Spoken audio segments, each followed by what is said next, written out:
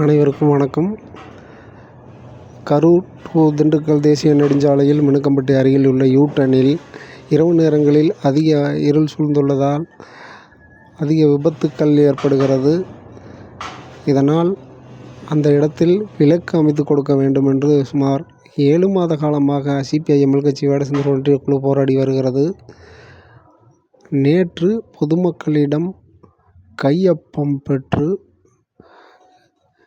இன்று மாவட்ட ஆட்சியர் அவர்களிடம்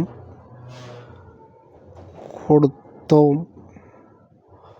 விரைவில் அந்த இடத்தில் விளக்கு அமைத்து கொடுப்பதாக மாவட்ட ஆட்சியர் அவர்கள் சம்பந்தப்பட்ட அதிகாரிகளிடம் கூறியபோது வாக்குறுதி கொடுத்தனர். விரைவில் அந்த இடத்தில் CPIM கட்சி போராடி அந்த இடத்தில் விளக்குகளை பெற்றுத்தரும் என்று